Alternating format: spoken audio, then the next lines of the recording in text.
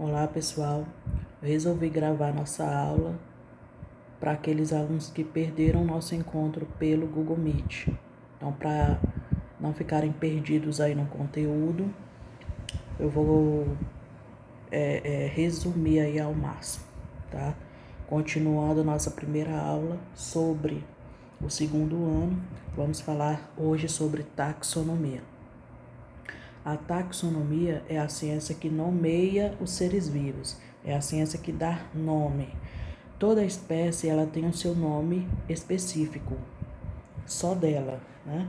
O nosso nome científico, Homo sapiens, e esse nome ele é universal, em todos os lugares, em todos os países, Homo sapiens. Na verdade, o correto seria Homo sapiens sapiens, porque nós somos uma subespécie do Homo sapiens. Já eu falo. Bom, vários filósofos, eles entraram aí numa corrida, isso desde o século XV, para se dar nome aí às espécies. Começando aqui pelo Aristóteles, que classificava os seres em aquáticos, aéreos e terrestres. Para Aristóteles, todos os seres que voavam eram da mesma família, assim como aqueles que estavam dentro da água e, consequentemente, os terrestres. Essa aqui é a foto de Aristóteles. Santo Agostinho, já no século XVII, classificava os seres em comestíveis e não comestíveis. Então, para ele, o que dava para comer, comestível. O que não se comia, não comestível. E pronto, era uma classificação bem simples e bem rústica. Aí chegou já 1735, por volta dessa época, Linneu, Carl von Linnaeus, a gente aportuguesou para ficar mais simples em simplesmente Linneu.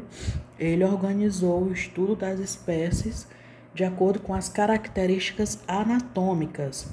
Daí se desenvolveu a nomenclatura de Linneu, que a gente vai ver agora as principais regras. São várias regras, a gente vai abordar as principais, tá? Então, pelo fato dele observar a anatomia e desenvolver várias regras para dar nome, até hoje ele é conhecido como o pai da taxonomia. A primeira regra é o que? Binomial. Dois, nomeal, nome. Quando você vai colocar o nome da espécie, como eu coloquei aqui em cima, Homo sapiens, sempre dois nomes. O nosso nome científico ele não é só Homo e nem só sapiens, é Homo sapiens. O do gato, Felis, catus. O do cachorro, canis, familiares. Sempre dois nomes. O primeiro nome tem inicial, olha só essa regra aqui, inicial maiúscula. Sempre que você vai colocar o nome científico, a primeira letra, voltando lá o Homo lá em cima, inicial maiúscula. O segundo nome é inicial minúscula, tem a inicial minúscula e representa a espécie. Então vamos lá em cima de novo aqui no Homo sapiens, a primeira letra é maiúscula, indica o gênero. A segunda é minúscula, indica a espécie. Mas eu não posso dizer assim, qual é a espécie do homem? Não posso dizer só sapiens, porque o segundo nome indica espécie. Não, eu tenho que colocar Homo sapiens, os dois nomes, correto?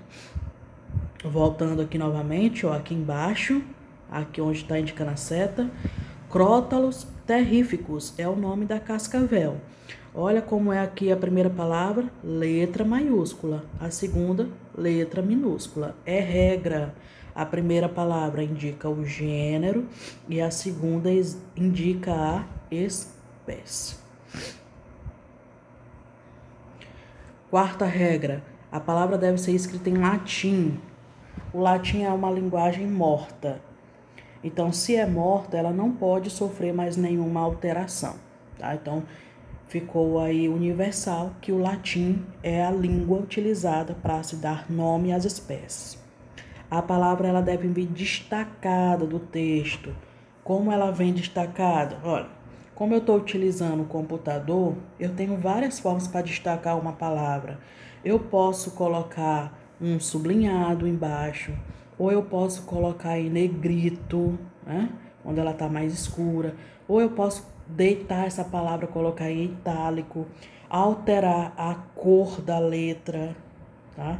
Então, eu tenho várias formas de destacar essa palavra. Ela sempre tem que vir destacada do texto. Outra regra que é a sexta: se for uma homenagem ao autor, a letra ela pode vir maiúscula. Qual a letra aqui, ó? Do Czinho aqui, era para ser um Czinho, não é? Cruze, tripanossoma cruze, mas foi colocado um C maiúsculo. Tá certo isso? Tá. Porque foi uma homenagem ao Oswaldo Cruz. Então, Cruz, Oswaldo Cruz, foi utilizado o Cruz de Oswaldo e colocou só um izinho no final. É o nome lá da espécie de um protozoário. Subgênero, sub, que está abaixo ou que está após. Nós temos que a primeira palavra, letra maiúscula, é o gênero. A segunda palavra com a letra minúscula é a espécie. Então, olha só, se está após o gênero, só pode ser o subgênero. E vem também com a letra maiúscula. Você está vendo aí que Viânia está com a letra maiúscula. Ok? Então, Viânia, e ainda está entre parênteses, né? Está simbolizando quem? O subgênero. Aqui embaixo, ó, onde tá a setinha tá apontando. Anopheles ninchorinchus darling.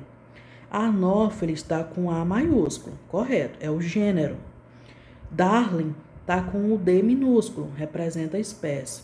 O ninchorinchus está entre parênteses, tem letra maiúscula, ou seja, ele imita o gênero, mas como já existe o gênero e ele está após o gênero, então só pode ser o subgênero. Eu vou apagar essas informações aqui, esses riscados, para que vocês possam passar essa aula para o caderno. Sempre é bom vocês terem anotado as coisinhas, porque às vezes você pode deletar o vídeo, mas já tem a informação lá no caderno e você não fica aí sem o conteúdo, certo? Bora ver agora a subespécie, nosso caso, o ponto 8. Homo sapiens sapiens. A primeira palavra, letra maiúscula, é o gênero. A segunda palavra tem letra minúscula, é a espécie. Mas existe uma terceira palavra, e essa terceira palavra está após a espécie. E olha como ela imita com a letra minúscula. Então, ela só pode ser a subespécie. Então, o que nós somos? Uma subespécie do Homo sapiens inicial, que surgiu há 6,5 milhões de anos atrás. Vamos pegar esse exemplo bem aqui. Felis silvestris silvestris. Primeira palavra o gênero, a segunda a espécie e a terceira a subespécie. Espero que tenha dado para entender aí. Vamos para hierarquias taxonômicas. É muito importante, gente, que vocês decorem isso aqui. As espécies, elas são organizadas nessa ordem hierárquica, do mais abrangente para o mais específico, de reino a espécie. Então, quais são as categorias? Reino, filo, classe, ordem, família, gênero e espécie. Se eu, por exemplo, nesse outro exemplo aqui do lado, eu quero classificar o cachorro. Qual a espécie do cachorro? Canes familiares. Então, a gente vai fazer isso de cima para baixo. Olha, o cachorro, ele está destacado aqui em azul, ele está dentro do reino Animalia, dentro do reino animal. Mas dentro desse reino é tanta coisa, tem poríferos, quinidários, platelmintes, nematóides, anelídeos, moluscos, artrópodes, equinodermos e os cordados. Os cordados são aqueles que têm coluna, peixes, anfíbios, répteis, aves e mamíferos. Então é muita coisa. Dentro do reino animal temos o filo, é a segunda aqui, ó. Primeiro o reino, depois é o filo. Filocordata, aqueles que possuem coluna vertebral. Então sai quem? Sai todos os invertebrados. Sai a minhoca, sai a estrela do mar, sai quem mais? Acho que só. Continua os outros animais aí porque eles possuem coluna. Então filocordata tem coluna. Mas dentro da classe, a classe é a terceira. Ó. Aqui ele colocou um subfilo, subfilo ele nem é tão interessante, vamos pular para a classe, que é a terceira lá. A classe dos mamíferos. Então fica só quem? Os mamíferos. Sai peixes, sai anfíbios, saíram os répteis, saíram as aves. Eu quero apenas mamíferos. Então a classificação mamália. A ordem, que é o quarto ponto, a ordem do quê? Dos carnívoros, porque tem os quirópteros, que são aqueles que voam, no caso do morcego, existem o probóscide, que é o que tem tromba, o elefante, os sirênios, que é o peixe-boi, entre outros, mas eu quero apenas os carnívoros, então tem o quê? Tem felinos, caninos, ursos, hienas, né? Dentro dessa ordem. Mas eu não quero saber desses outros animais. Eu quero só a família, que é o ponto 5, a família Canidae, família dos caninos. Dentro dessa família tem hienas, tem coiotes, tem os canídeos em geral, né? Lembrando,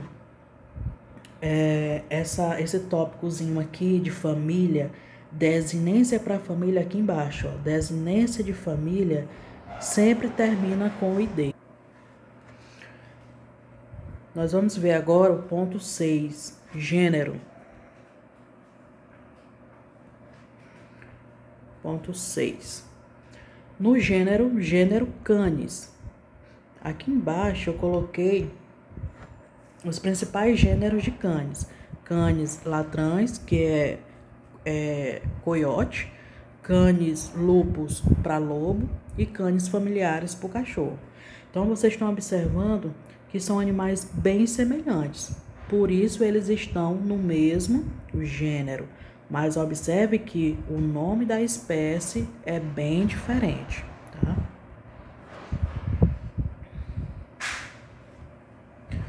E por último, 7, a espécie que eu quero, que é a espécie Canis familiares.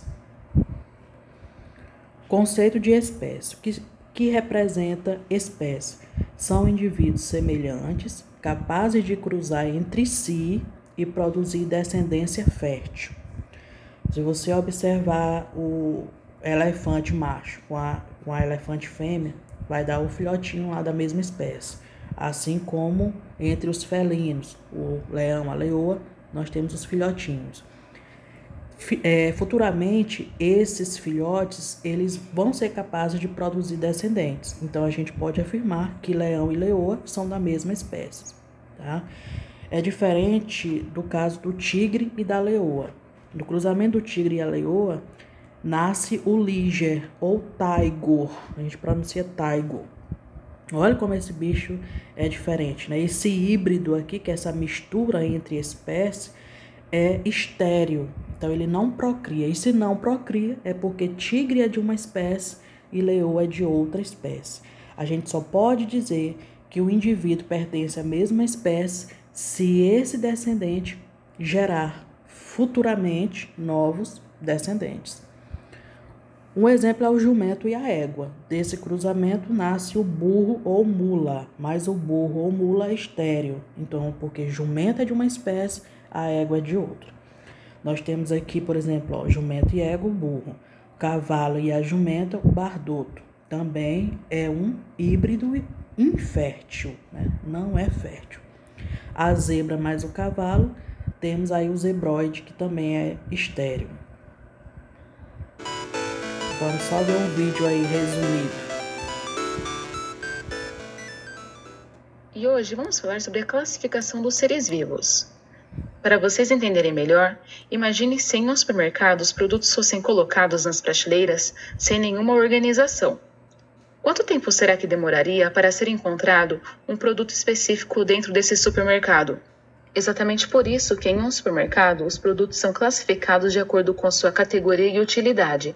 Dessa forma encontramos as frutas no setor de hortifruti, as latas no setor de enlatados, as bebidas no setor destinado a elas, assim como os produtos de limpeza e higiene, tornando-se então mais organizado e mais fácil encontrar esses produtos. Essa necessidade de organização não é útil apenas em nossa rotina.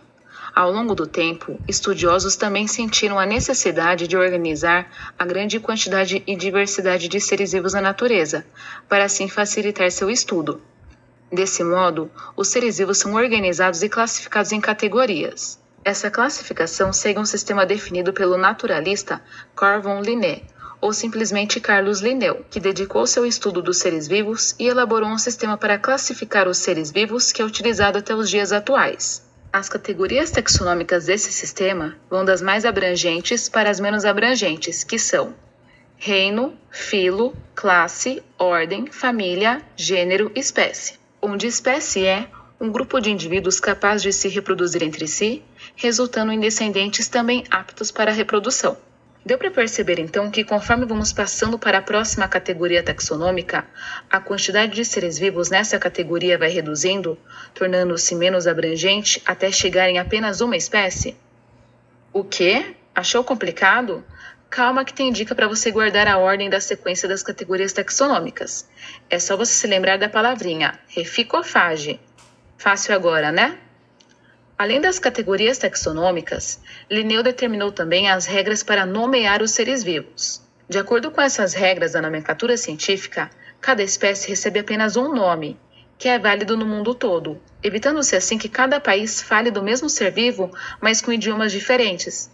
Desse modo, então, os nomes científicos são escritos em latim, que é uma língua morta e que não vai mais sofrer alterações, e é composto por duas palavras, sendo a primeira palavra o gênero, em que o ser vivo é classificado, e deve sempre iniciar com a primeira letra maiúscula, e a segunda palavra se refere ao termo específico da espécie, e deve ser sempre escrita em letra minúscula. Além disso, o nome de uma espécie como Homo sapiens deve ser sempre em destaque no texto, seja em negrito, sublinhado ou itálico. E agora é com vocês, pessoal. Bons estudos! E é isso. Hoje não temos atividade. Até a próxima.